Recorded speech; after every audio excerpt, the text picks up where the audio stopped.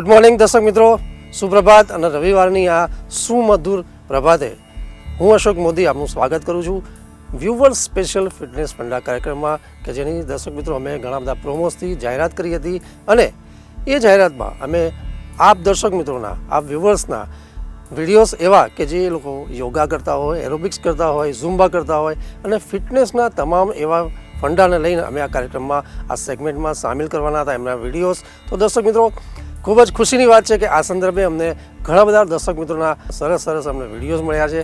તો દર્શક મિત્રો, એ બદલ આપનો ખૂબ ખૂબ આભાર અને સહકાર બદલ આ કાર્યક્રમમાં આપનો ખૂબ ખૂબ આભાર. તો દર્શક મિત્રો, ખૂબ જ ઝડપથી આપણે નજર કરીએ એવા વિડીયો ઉપર કે જે લોકોએ અમને મોકલી આપ્યા છે યોગાના, ફિટનેસ ફંડાના. તો ઝડપથી નજર કરીએ, આવો.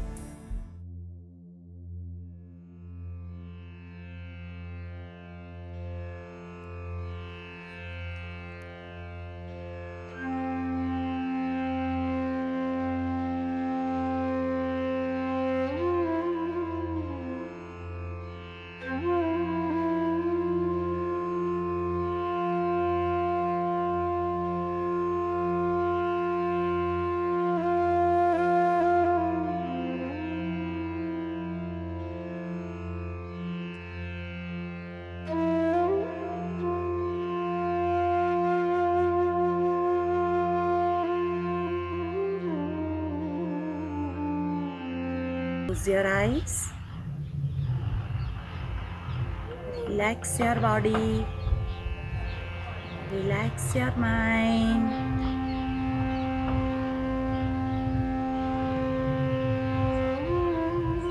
Concentrate on your breaths.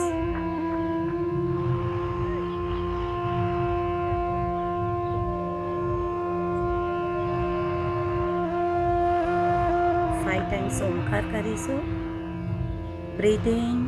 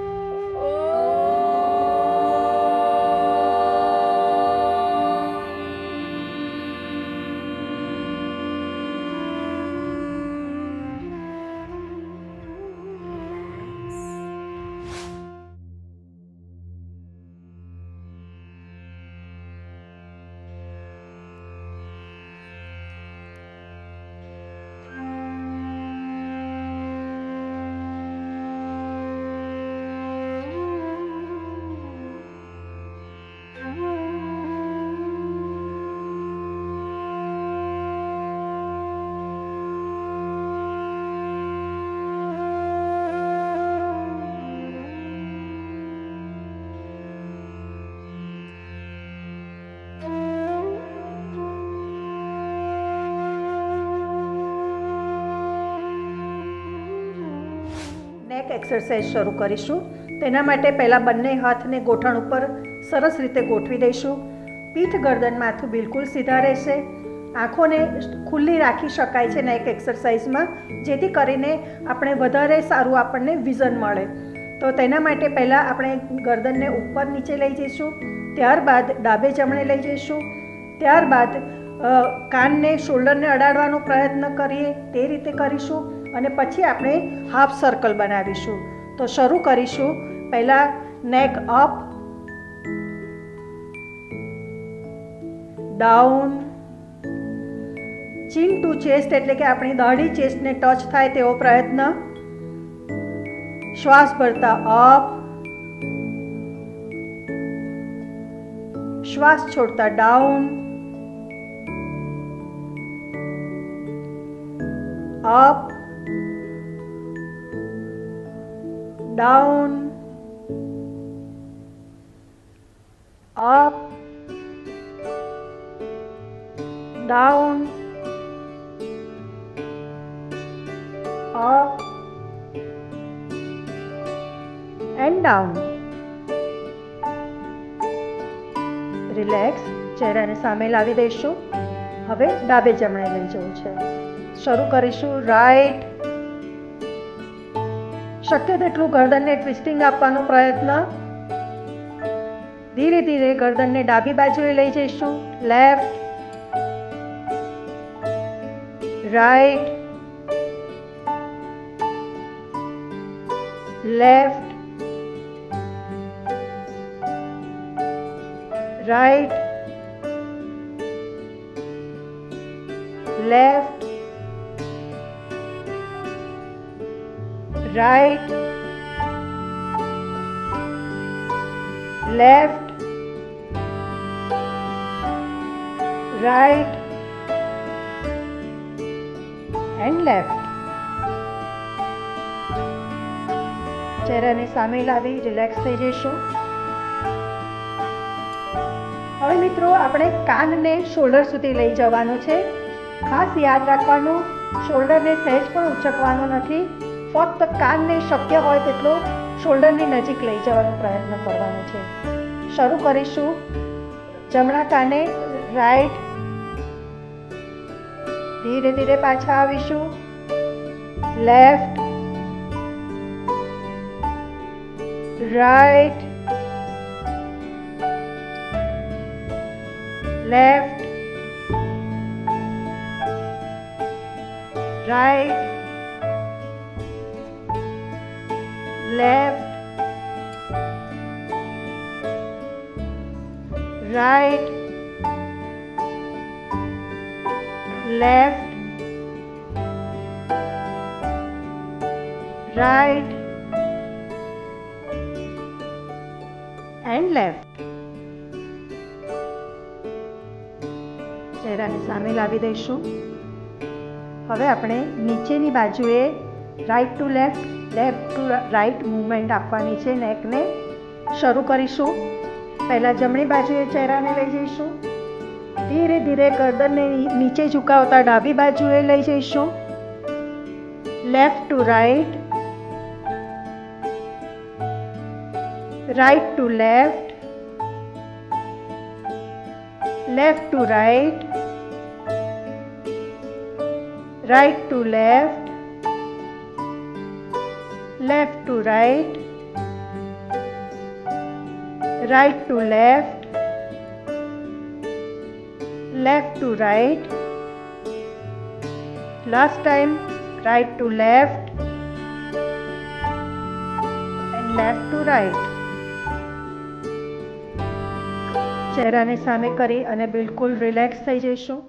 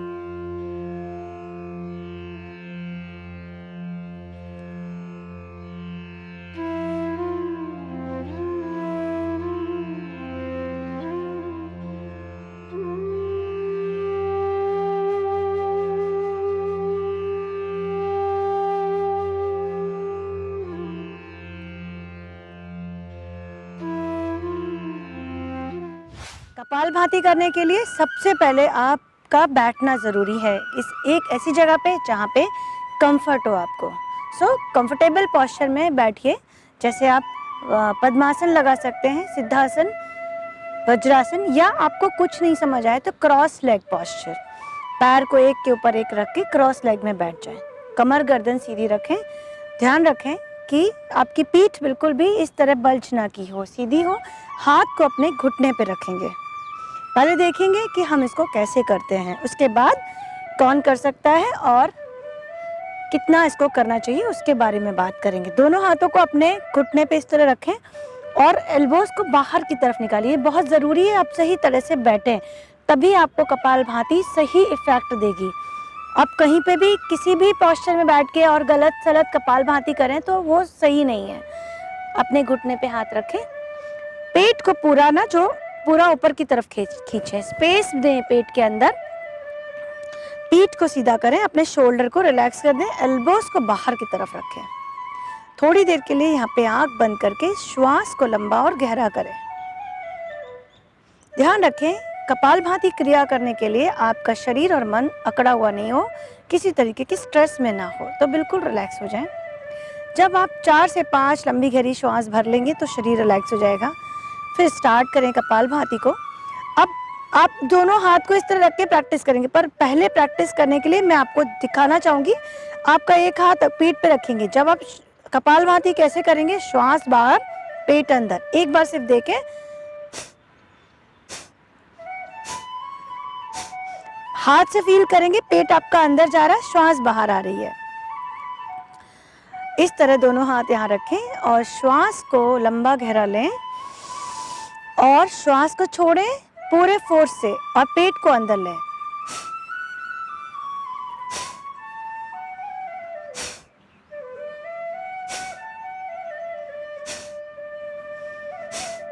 पूरा फोर्स लगेगा, श्वास बाहर पेट अंदर। थोड़ी देर हम इसको 10 काउंट तक अपने हाथ से प्रैक्टिस करेंगे। हाथ को पेट पे रख दें, मेरे साथ करें। स्टार्ट करें।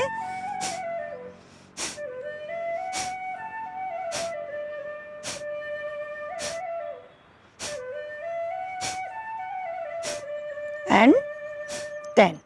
अब दोनों हाथों को रिलैक्स अपने घुटनों पे खुला छोड़ दें। कमर को सीधा ही रखें, पीठ को टेढ़ा नहीं करें और शोल्डर को रिलैक्स कर दें। गर्दन को सीधा, आंखें बंद करके पूरा ध्यान श्वास के आने और जाने की गति पे लगाएं।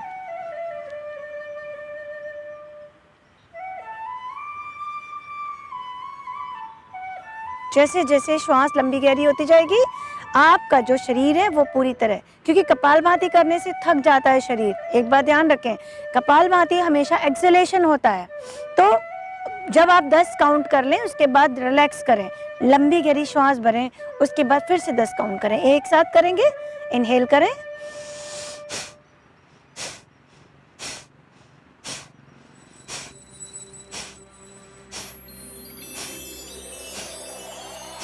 दस काउंट होने के बाद हाथों को फिर खुला छोड़ दें और बिल्कुल रिलैक्स होने दें। श्वास लंबी और गहरी करें। ऑक्सीजन की मात्रा भरपूर लें। इस तरह 4 से 5 बार श्वास को भरें और छोड़ें। 10 काउंट करने के बाद 5 श्वास भरें और छोड़ें, क्योंकि आप जब कपालभाति करते हैं तब आपकी जो ऑक्सीजन है बाहर फेंकते हैं। एक्सेलेशन ज़्यादा होता है और इनहेलेशन कम। इनहेलेशन से ऑक्सीजन अंदर आती है, एक्सेलेशन से बाहर निकलती कार्बन डाइऑक्साइड। सो क्या होता है, एक्सेलेशन से आपके शरीर में कार्बन डाइऑक्साइड बढ़ती है और ऑक्सीजन कम होता है। तो कपालभाति करना बहुत अच्छा है, लेकिन बहुत ही नियम से और बहुत ही कम मात्रा में। ये 20 काउंट्स हुए, एक और बार करेंगे। ध्यान रखें, अब जो मैं कह रही हूँ उसको ध्यान देकर करें। एक बार एक सेकंड में एक एक्सेलेशन करना है। जल्दी जल्दी कुछ लोग क्या करते हैं, मैं खुद भी करती हूँ, क्योंकि जिनको प्रैक्टिस हो जाती है वो लोग करते हैं, लेकिन नहीं, आप बिगिनर हैं तो बिल्कुल भी इस तरह ना करें। क्या करते हैं, आप में से बहुत लोग करते होंगे, ऐसा करते हैं ना। लेकिन ये जो तरीका है वो बहुत प्रैक्टिस करने के बाद करने का है और आपके टीचर के गाइडेंस में करने का। इस तरह आप बिल्कुल एक्सेलेशन फास्ट ना करें, 1 सेकंड में एक बार एक्सेल करें। इस बार 10 काउंट करेंगे और इस बात को ध्यान रखते हुए 1 second is equal to 1 exhalation. दोनों हाथों को घुटने पे रखते हैं, पेट में स्पेस क्रिएट करें, शोल्डर को रिलैक्स रखें, कमर गर्दन सीधी रखें, आंखें बंद कर दें, श्वास भरें। 1 एक्सेलेशन इक्वल टू 1 सेकेंड।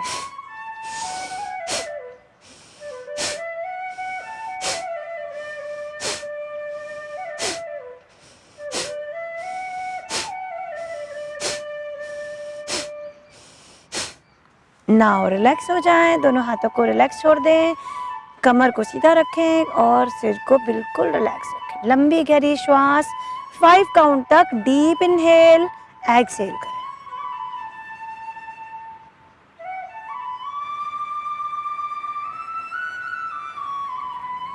जब 5 ब्रेथ आप 5 काउंट नहीं 5 ब्रेथ काउंट करें, 5 ब्रेथ हो जाएं तब आप रिलैक्स हो जाएं।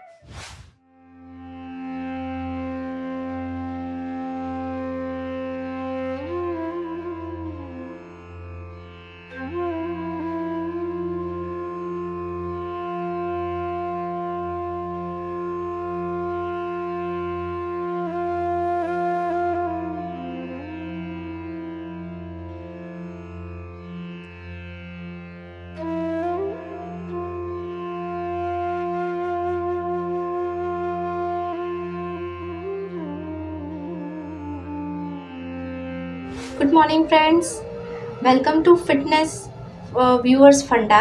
હું છું ડૉક્ટર નાઝનીન અને આજે આપણે વાત કરીશું કિડ્સ ઓબેસિટી એટલે કે બાળકોમાં જોવા મળતી મેદસ્વીતા. બાળકોમાં જોવા મળતી મેદસ્વીતા એની જો વાત કરીએ તો ફ્રેન્ડ્સ અત્યારે આપણે આખા વિશ્વમાં બીજા ક્રમે છીએ મેદસ્વીતાની બાબતમાં. તો આ મેદસ્વીતા બાળકમાં કેમ ફેલાઈ રહી છે અને બાળકોને ભવિષ્યમાં એનાથી શું નુકસાન થઈ શકે એના વિશે આજે હું તમને વાત કરીશ. તો ચલો શરૂ કરીએ.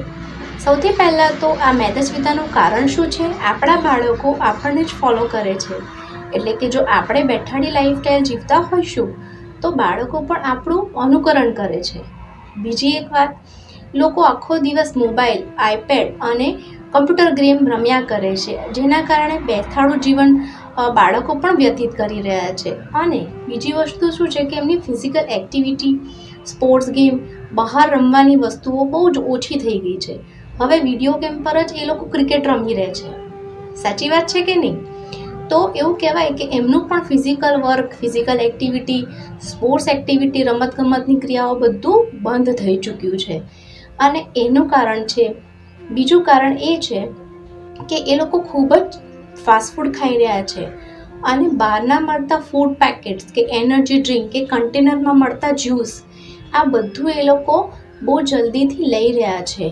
અને આ બધું ફૂડ એ મીડિયા અને ટીવીના મારફતે આપણે જોઈ શકીએ છીએ કે કેટલું ઇઝીલી અવેલેબલ હોય છે.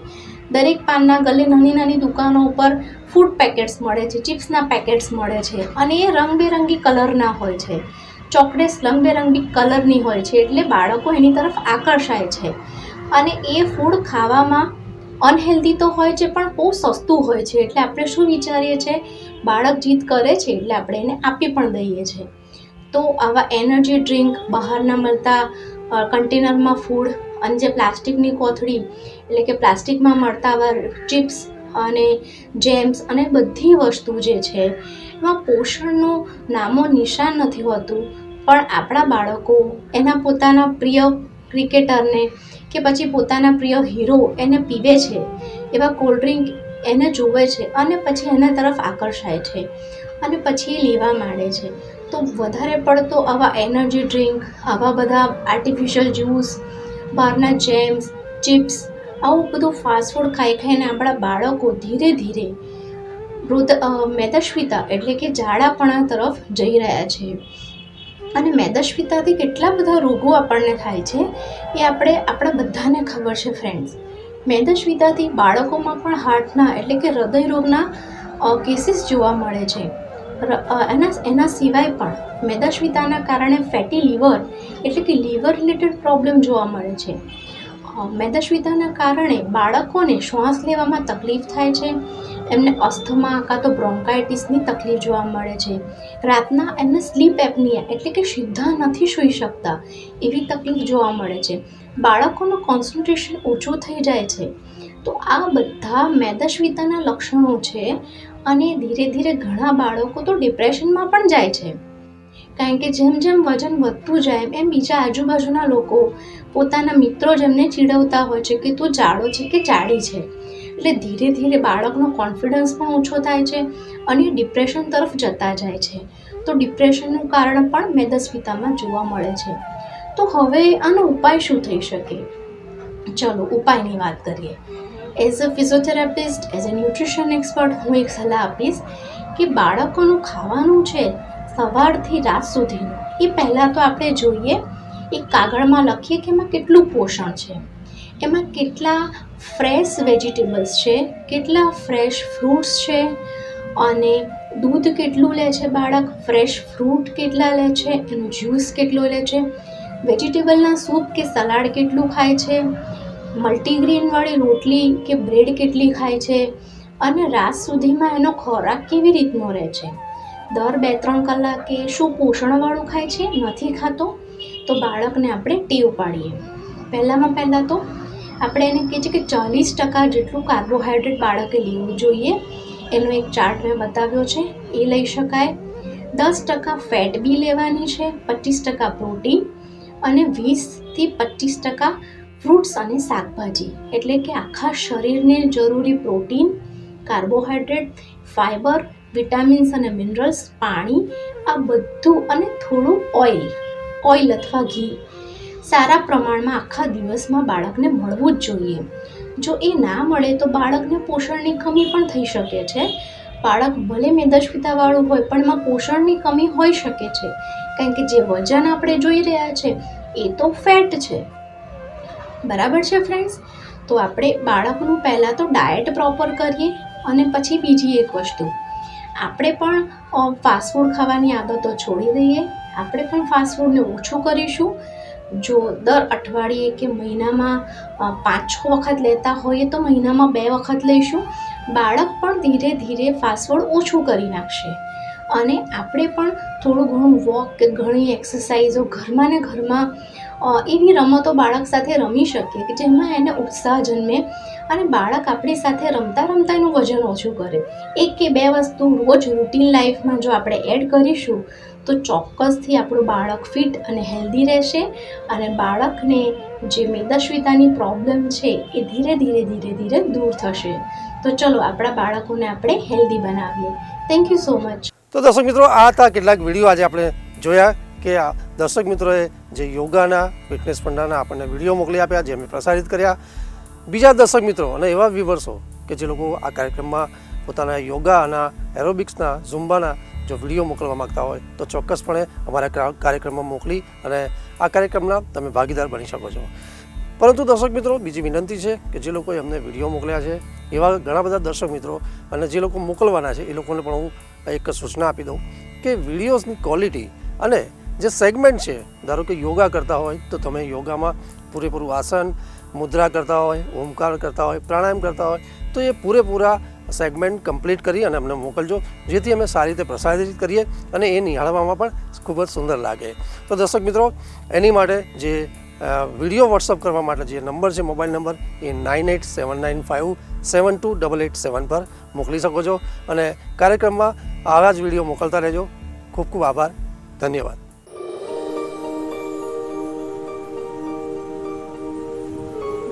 તો દર્શક મિત્રો, આ વિડીયો કેટલાક છે આપણા જીટીપીએલ ગુજરાતીના દર્શક મિત્રોના કે જેમને પોતે યોગા, એરોબિક્સ અને ઝુમ્બા અને ફિટનેસ પંડાના ઘણા બધા સેગમેન્ટ અમને મોકલી આપ્યા છે. પરંતુ આપ પણ જો કોઈ સારા યોગા, એરોબિક્સ અથવા ઝુમ્બા કરતા હોય અથવા તો ફિટનેસના કોઈ સેગમેન્ટ કરતા હોય તો ચોક્કસપણે અમને મોકલી આપશો અમારા વ્યુઅર્સ સ્પેશિયલ ફિટનેસ પંડા કાર્યક્રમમાં, કે જે અમે રવિવારે પ્રસારિત કરતા હોય છે. અમારો મોબાઈલ નંબર છે 9879572887 પર ચોક્કસપણે મોકલી આપો, અને રવિવારના સ્પેશિયલ વ્યુઅર્સ ફિટનેસ પંડા કાર્યક્રમમાં આપ ભાગ લેશો.